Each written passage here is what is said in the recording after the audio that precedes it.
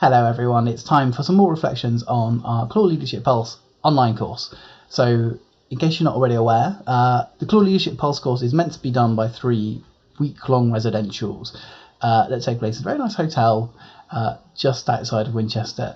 Now, the first 2 we did in person. The COVID-19 pandemic, the lockdown and social distancing means the third one isn't possible to be happening in person, so we are doing a series of online modules over the course of a few weeks to be able to finish up the course and keep our learning going. So we've had a couple of days of modules so far, so this is the time to reflect on those. So yeah, we had day 2, and day 2, it felt like the subjects that were being talked about were particularly pertinent and relevant in the current climate. So yeah, I'm just going to talk about those a little bit. So we had a session, our main session was on inclusive leadership with Sarah Pickthall.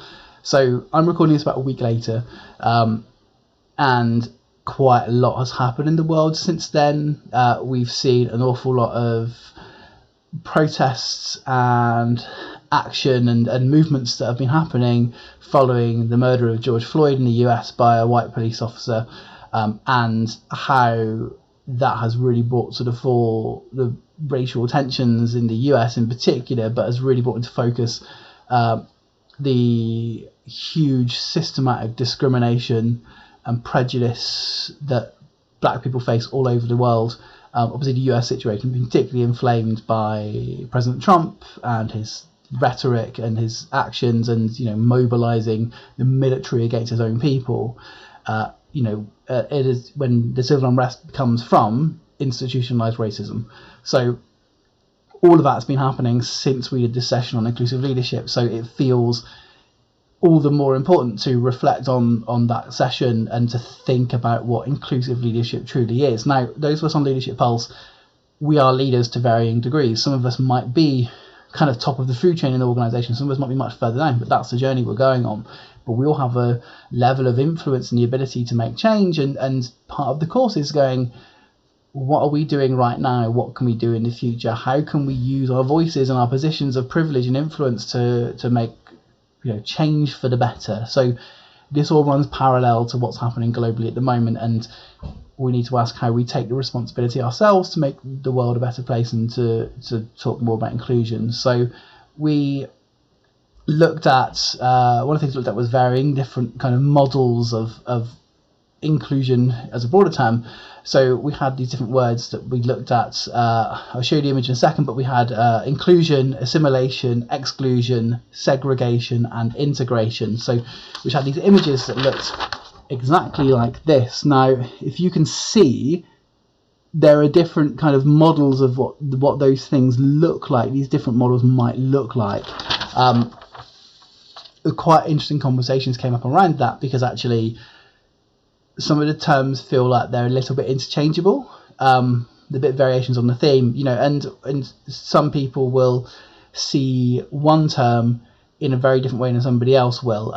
One of the examples I particularly looked at was the term of integration, and the way in which that image is represented on that diagram. Now, that's a form of integration that I feel, it looks very familiar to me. I live in Plymouth. It's a refugee asylum seeker dispersal city, and integration is one of those kind of terms that's used quite a lot about the movement of migrant peoples and how they settle. So we talk about integration in the city, and actually that's what it looks like in Plymouth. Basically, we cluster communities of asylum seeker refugees, people from different communities, countries, ethnicities, whatnot, and just put them all together in the middle of a place. And it's not like they are wedded into and mixing with the rest of the people in the wider community. It's like, put a little pocket of people in there, and that's integration. And it's like, hey, we're doing a good job because we've integrated people. Now, that's not, to me, positive. Now, integration to me should mean something different. Now, that's the thing, the words can mean very different things, and the power of language and how it can be used and manipulated, that really gets highlighted in these kind of explorations in these modules. The power of language for good and for evil, for lack of a better term. So unpicking that, the cultural sector can be very good at using a turn of phrase to talk about how good we are at diversity and inclusion and equality and equity, and actually quite often it's nothing more than just hollow buzz phrases. The actions do not speak as loudly as the words, and in terms of how we move forward as a group, as a sector, we need to consider that stuff. There are many organisations out there who do amazing work in terms of, you know, working with diverse communities and ensuring there's good representation of different voices, and people are being raised up who need to be raised up. There are many organisations who do nothing at all and seem to get away with it, and there are many organisations who do the bare minimum but champion themselves as being people who do much more than they do. Now, one of the interesting things that's happened recently has been the Blackout Tuesday hashtag and what's been coming out of that yesterday, but then the kind of public statements by various different organisations and brands about how they stand with Black Lives Matter movement, and being called out on it. You know, putting a tokenistic gesture up online is one thing to say we stand with people now, but when you start unpicking the history of those organisations and those brands, and the truth of you know, the difference between what they're saying now and what they actually do, like it's important that people take responsibility for their failings. And you know, I know personally there's an awful lot more that I could have done and could do to support others, you know, from whether they're black or they are disabled or from different ethnic backgrounds or different sexualities or disabilities or whatnot. There's an awful lot more that I can do. I think we should all be able to turn around and say, yes, there's more than we can do, because the issues are still there. Nothing's been solved. So of course there's more we can do. I completely hold my hands up and say there's a lot more that I can do. And part of my learning from this course and from doing things like putting these videos online is for me to go, okay, I need to make myself accountable. What am I doing to make positive change? A couple of the exercises that we did with Sarah were quite useful in that. One of them was talking about our kind of sphere of influence, our more direct sphere of influence of people around us, not necessarily friends or family per se, but people who are around us who we might have some influence over. Influence being whatever that might be, people who we can have serious conversations with, who people listen, or vice versa. And then looking at the identity and makeup of those people and going, where is the diversity and representation? And it's quite interesting because following on from the session with Sean Alexander last week from the Lyric, who talked about board representation and talking about avoiding groupthink and having the same voices, making sure who is on your board, what do people look like, you know, are you having a mix of voices there? Are you representing people who should be represented around the table? Who is missing from around the table? That's a term that I've heard put online quite a lot, like have a look around the table, or at the moment have a look at the Zoom chats, who's missing, pay attention to who's missing and what can you do to change that. So that's really important moving forward. And one of the activities we did was also going, what commitments can we make to make change, and something we can refer back to and go, what am I doing to be more inclusive? That's really important. So yeah, I mean, it's really difficult because there's so much to unpick from that. There was so much to unpick when we did the session, let alone with everything that has changed since. We talked a lot about bias. We have our biases. Everyone has their biases, but biases can quite often be used as excuses for bad behaviour. Quite often people can say, I didn't mean it like that.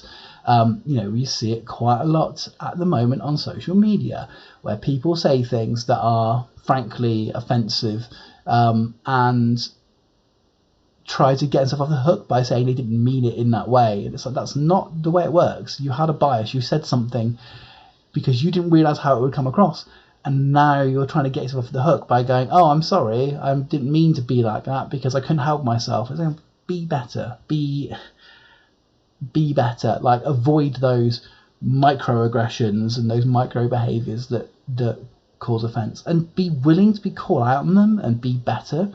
Like, ignorance isn't an excuse, but you are able to learn and to be educated. If someone tells you something, that a term is offensive or a phrase is offensive or something you said was hurtful, listen to them, even if you didn't mean it in that way, that somebody was hurt by what you said.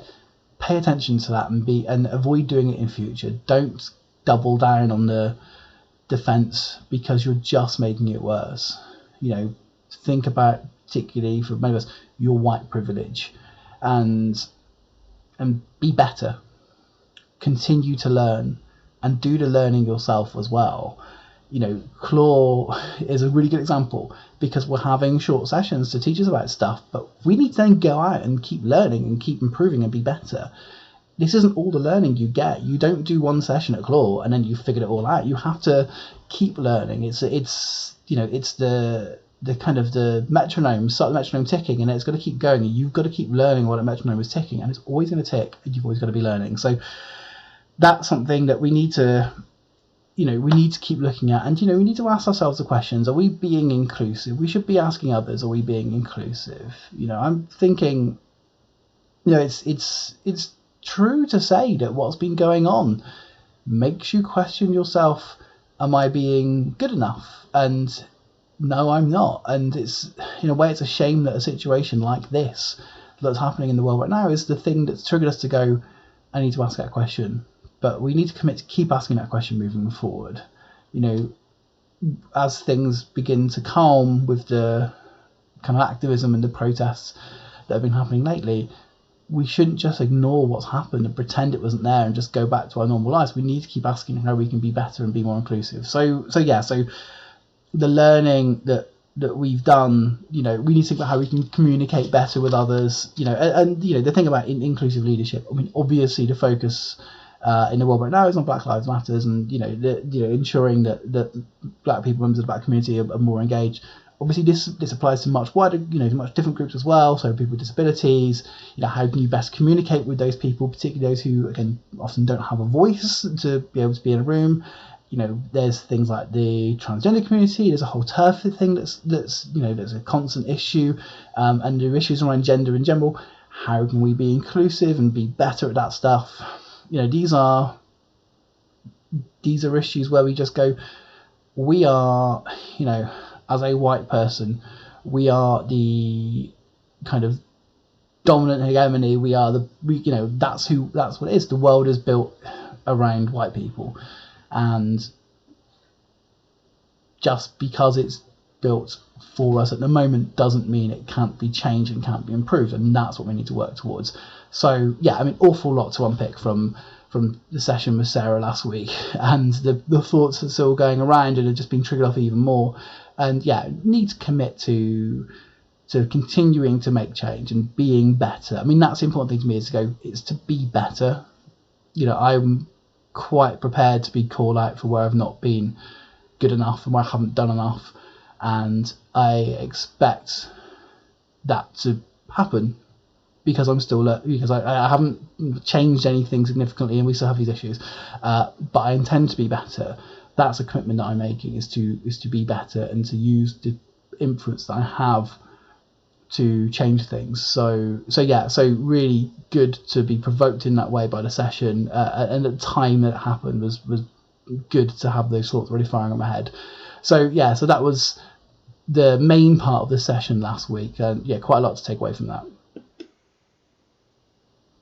Following on from that, we had a slightly kind of less intense session, I guess, in a way, but also interesting. We had kind of participant-led sessions where we decided areas that we would like to discuss as smaller groups, things we'd like to talk about. So the group that I was in, we were talking about the challenges with the cultural sector between kind of buildings and the touring sector and the survival and moving forward and what that's all about. Now, that was quite interesting because the proposer of the session is somebody who doesn't actually work in the theatre sector, so it was very, not in a direct capacity. So we're kind of interested to go, what are the differences between being a regularly funded building and being a touring company, and what are the challenges moving forward? And it was a really nice conversation to have, for lack of a better phrase, to start unpicking where the challenges are, and actually in a way that didn't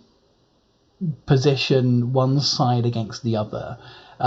sometimes these conversations can descend between buildings versus touring companies, buildings versus artists, and that's quite tense sometimes. That wasn't what we were doing. We were actually recognising the challenges to both, and I think part of the conversation we were having was going, there is this gap of knowledge between either side that is really useful for transparency and openness to mean the communication is clear between people, so that buildings understand the pressures and challenges that artists are facing, and artists understand the challenges that buildings are facing, and in this current climate, how we're going to move forward. There needs to be openness and clarity and clear communication between all sides.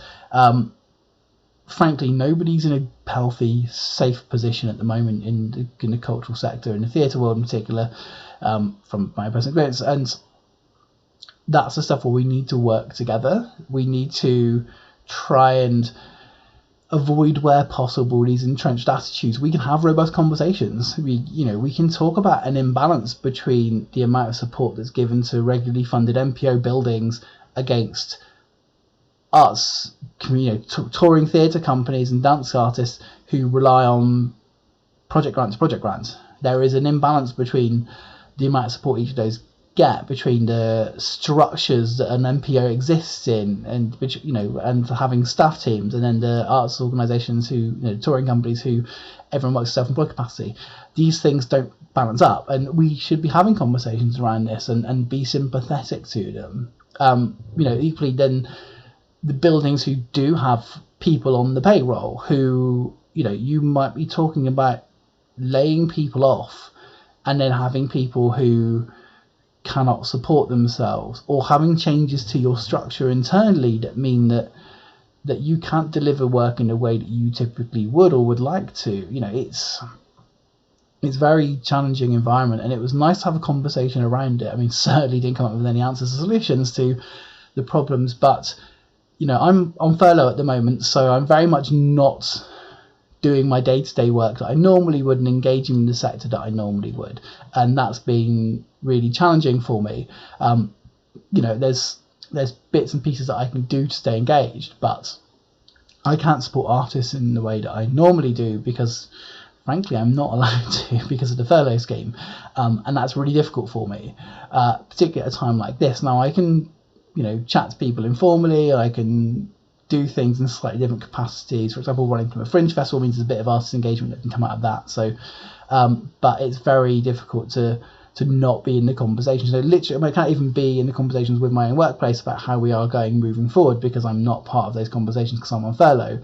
And that's something that I would, from a position of wanting to help but also wanting to learn, I'd love to be part of those conversations and know how it's working and learn from that, but that's not how furlough works. So to be able to have those conversations in Clore, that was really nice to keep me engaged, I guess, really, and to keep my brain working, to take some of that frustration that I've been feeling about feeling like I've not been doing enough, and start keep the brain working and keep me thinking, so that when I do go back to work, I'm not just like, I haven't used my brain for ages, it's atrophied, I'm just there.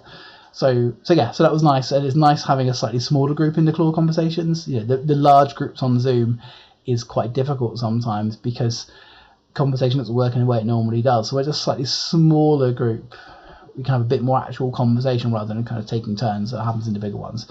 So that was really nice to have that smaller conversation. And after that we did a walk and talk, which was lovely. We usually do them on the residentials, where we go off one-to-one, have conversations about stuff, about what's been going on during the day, and we did it by phone, and it was lovely. I went for a walk, spoke to one of the other participants on the course on the phone for a bit, and we had a chat about how things were going, what we took taking away from the module so far, how we thought it was working as an online experience, and it was really nice. It was really nice to just have that one-to-one chat, and share that experience at a time where in the world we're not necessarily experiencing much, because a lot of us are just stuck at home doing nothing. So that was lovely. So that was a nice kind of wrap up to the day there. So very appreciative for that.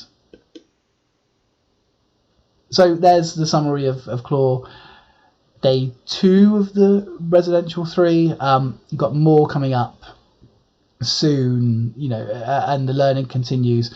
But yeah, it's just glad to get to do something. It's not quite the ideal way we'd like to do it, but yeah, it's been good to keep the brain working and keep thinking about this stuff. And yeah, and I'm going to keep questioning and challenging and reflecting on the learning moving forward. So expect more videos from me.